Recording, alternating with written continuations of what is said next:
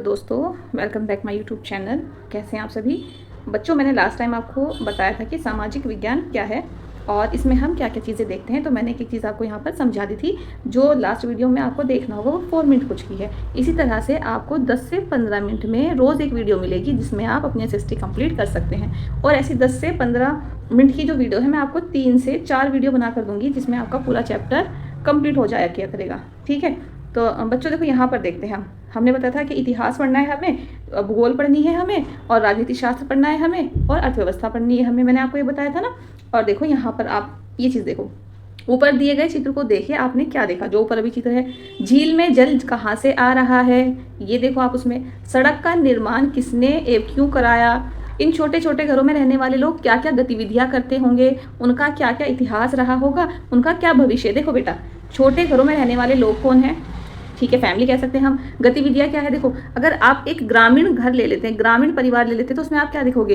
कृषक होते हैं और सभी लोग कृषि व्यवस्था में या कृषि कार्यों में संलिप्त रहते हैं, वो वही काम करते हैं। अगर शहरी क्षेत्र ले लोगे आप, तो वहाँ पर भी यही होगा कि वहाँ ज़्यादातर जॉब वाले बनते रहते हैं, जॉब करते हैं और अदर काम करते हैं जो शहरी हिसाब से होंगे। और उनका इतिहास देखो, आगे ना इतिहास यानी उनकी रीति रिवाज कैसे हैं, साथ में उनका खान पान कैसा है, ये सारी चीज़, उनके त्योहार कैसे हैं, ये सब हम देख लेंगे। अपने उत्तरों को लिखिए एवं अपने साथियों के साथ इस पर चर्चा कीजिए, क्योंकि आपके जो साथी हैं वो अलग अलग पृष्ठभूमि यानी अलग अलग क्षेत्रों से आते हैं। अब उनका मुख्य पृष्ठ पर दिए गए चित्र को देखिए, आपके मन में क्या क्या सवाल आते हैं। ठीक है, और यही सारी चीज़ें, इन चित्रों से संबंधित प्रश्नों के उत्तर को जानने के लिए आप किस प्रकार का प्रयास करेंगे, या तो आप क्या करोगे? अपने दोस्तों में, अपने फैमिली में, अपने रिश्तेदारों में और अपने आसपास देखोगे ना इन सब का प्रश्न हल करने के लिए। चलो अब हम बढ़ते हैं थोड़ा सा आगे बच्चों। ठीक है, अब हम यहाँ पे देख लेते हैं। देखो, ऊपर दिए गए हमारे प्रश्न सामाजिक विज्ञान से किस प्रकार संबंधित है। मैंने आपको लास्ट टाइम पे बताया था कि जो सामाजिक विज्ञान है, समाज क्या होता है? सबसे पहले आपको मैंने बताया था, समाज सामाजिक संबंधों का जाल है। किसका? सामाजिक, लिख लो आप साथ साथ में, सामाजिक संबंधों का जाल है। किसका है? सामाजिक संबंधों का जाल है। और विज्ञान क्या आता है? हर चीज़ का एविडेंस, प्रूफ मांगता है। यहाँ पर आपको पता लग गया। तो देखो, हम 21वीं शताब्दी में हैं। यदि आप इसे नहीं समझ सके तो जल्द ही इसके बारे में पढ़े। 21वीं शताब्दी के बारे में जब मैं आपको इतिहास का चैप्टर पढ़ाऊंगी तब मैं आपको शताब्दियां भी साथ साथ बताते चल जाऊंगी, हम कब से कब तक काउंट करते हैं। अब देखो, हम 21वीं शताब्दी में है, इस बात से सभी सहमत हैं कि यह समय मानव सभ्यता के लिए अत्यंत चुनौतीपूर्ण है। एक तरफ तकनीक में तीव्र विकास हुआ है जिसने हमारी जीवन शैली में विभिन्न बदलाव की हैं, दूसरी ओर इस समय संसार विभिन्न युद्धों से, शस्त्र संघर्षों से, बढ़ते सामाजिक तनावों का सामना कर रहा है। हमारे ग्रह के प्राकृतिक पर्यावरण, देखो अब क्या कहना चाह रहा है कि 21वीं शताब्दी आधुनिकता का समय है, यानी टेक्नोलॉजी बहुत तेजी से बढ़ रही है। आज हम एक स्थान से दूसरे स्थान पर जाने से पहले पता लगा लेते हैं कि भाई इतनी मिनट लगेगी, है ना। और ये पता लगाते हैं कि आज का मौसम कैसा रहेगा। जैसे फ्लाइट में आप जाओ तो पता लगेगा आंधी है, तूफान है, क्या है आज का मौसम। इसी तरह से आपने देखा होगा रोबोट बना रहे हैं हम, है ना। तो आधुनिकता का तो समय है, लेकिन साथ साथ में दूसरी अगर देखे जाए तो युद्ध, अब जैसे ईरान का और ईरान इजराइल, और साथ साथ में अमेरिका को देखा होगा उसमें युद्ध में आते हुए।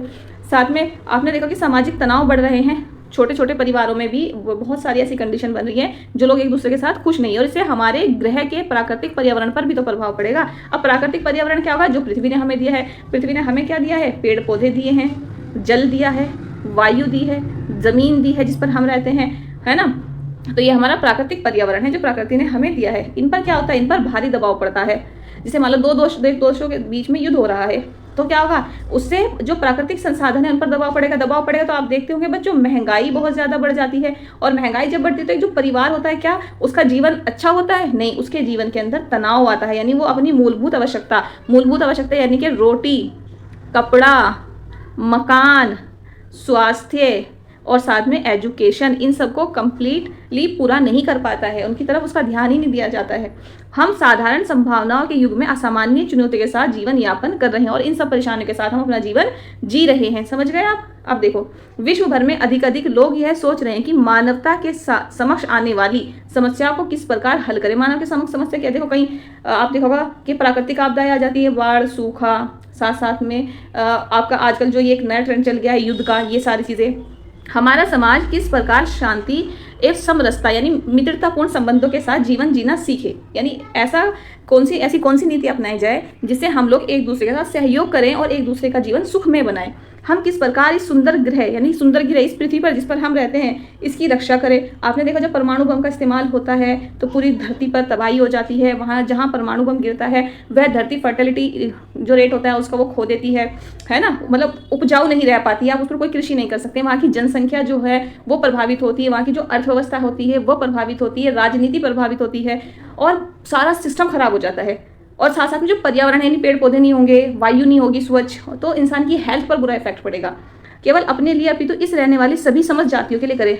जो प्राकृतिक पर्यावरण है ना बेटा, वो केवल हमारे लिए रहने के लिए इतना उपयोगी, जितना उपयोगी हमारे लिए है ना उतना ही उपयोगी जो जीव जंतु इस धरती पर रहते हैं। क्यों? क्योंकि आपको पता होगा समुद्र के अंदर भी रहते हैं, धरती पर भी रहते हैं, हवा में भी रहते हैं। तो ये प्रकृति जो है ये सभी के लिए बराबर है। अगर हमें पृथ्वी पर अपना जीवन अच्छा लगता है तो हमें साथ साथ में उन प्राकृतिक जीव जंतुओं की भी रक्षा करनी होगी जो इस पृथ्वी पर हमसे पहले मौजूद रहे हैं।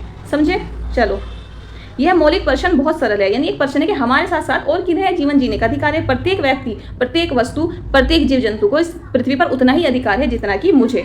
ठीक है, यह मौलिक प्रश्न बहुत सरल है, परंतु इसके उत्तर सरल नहीं है। यह सरल हो भी नहीं सकते क्योंकि मानव समाज अधिक विविध एवं जटिल है। यदि हम इन प्रश्नों के उत्तर खोजना एवं उज्जवल भविष्य का निर्माण करना चाहते हैं, यदि कि प्राकृतिक किनके लिए है, युद्ध रुकने चाहिए, प्राकृतिक संसाधनों का अच्छा उपयोग होना चाहिए, ये प्रश्न जितने कठिन है ना उससे ज़्यादा कहीं कठिन है इनका उत्तर देना। क्योंकि प्रत्येक व्यक्ति सिर्फ अपने बारे में सोचता है कि मेरा हो जाए, मैं कर लूँ, बस मेरे लिए है। तो अगर हम सिर्फ अपने अपने बारे में सोचेंगे और अपने तक सीमित रहेंगे तो पृथ्वी पर विनाश होना संभव है। तो हमें विश्व को और विशेष रूप से मानव समाज को समझना होगा। यही सामाजिक विज्ञान का सार है। सामाजिक विज्ञान कहता है कि प्रकृति के प्रत्येक संसाधन का इस तरह से उपयोग होना चाहिए कि प्रत्येक समाज का जो वर्ग है उसमें वह बराबरी का हिस्सेदार हो। समझ गए? चाहे वो पानी हो आपका, चाहे वो धरती हो आपकी, चाहे वो स्वच्छ वायु हो, चाहे वो आपकी शिक्षा हो, चाहे वो आपकी हेल्थ हो। ठीक है ना? समझ गए? आप सोच रहे होंगे कि सामाजिक विज्ञान भौतिक या रसायन विज्ञान की तरह कोई विज्ञान है, जैसे आप फिजिक्स केमिस्ट्री देख लेते, क्या उनकी तरह है? किंतु ऐसा नहीं है। ये विषय जहाँ तक संभव है वैज्ञानिक तरीके का उपयोग करता है, यानी कि ये तर्क का प्रयोग करता है। जिस तरह से साइंस और विज्ञान के रूल हैं, साइंस में फिजिक्स के रूल हैं, केमिस्ट्री के रूल हैं, इसी तरह से समाज के भी अपने नियम और रूल होने चाहिए। लेकिन इसका केंद्र मानव समाज है। मानव के अपने, अगर देखो कोई भी मानव अपनी सीमा में नहीं रहेगा, अपनी लिमिटेड में नहीं रहेगा, अगर वो कंट्रोल नहीं करेगा अपने ऊपर संसाधनों के दोहन में, तो उसका जो कंट्रोल ना करना है वो दूसरे के लिए अभिशाप बन सकता है। ठीक है? समाज है जो स्वयं में इतना विविधतापूर्ण है कि विज्ञान की तरह निर्धारित प्रक्रियाओं को अपनाने और निश्चित परिणामों को प्राप्त करने की संभावना को क्षीण कर देता है।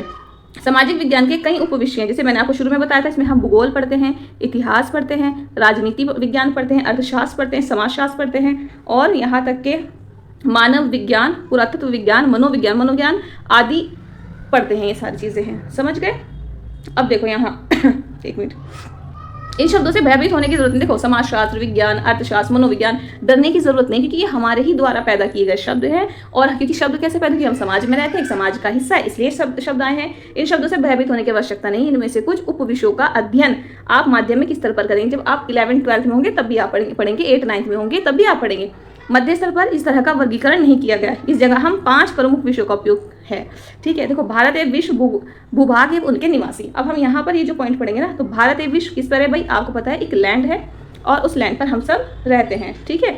ये एक लैंड है, भूभाग जमीन का हिस्सा है और उनके निवासी वहाँ के लोग कैसे रहते हैं। भारत में भी और विश्व में भी जो जमीन का हिस्सा है वहाँ पर लोग कैसे रहते हैं। कैसे रहते का मतलब है वहाँ के लोग, अब लोगों के घर देखेंगे, घर के साथ साथ हम देखेंगे कि उनका कल्चर क्या है। ठीक है? कल्चर के साथ साथ वहाँ हम देखेंगे कि उनकी इकोनॉमी क्या है, अर्थव्यवस्था कैसी है, उनकी राजनीति क्या है, ये देखेंगे, उनकी संस्कृति क्या है, यानी ये कल्चर से रिलेटेड है, और खान पान ये भी कल्चर से रिलेटेड है। ये सारी चीज़ें हम जानेंगे। बच्चों, अगर आपको वीडियो यहाँ तक पसंद आई है, मैं आपको यकीन दिलाती हूँ कि ये चैप्टर होने के बाद मैं आपको क्वेश्चन विद दियर आंसर कराऊंगी, एक एक लिख कर आपको समझाते हुए। तो चैनल पर आए हैं, बस 3 आपको काम करने हैं। प्यारा सा कमेंट करना है, छोटा सा लाइक करना है और बड़ा सा सब्सक्राइब करना है, यानी ज़्यादा से ज़्यादा मेंबर इसको बढ़वाओ। ठीक है? थैंक यू सो मच प्यारे बच्चों, बाय।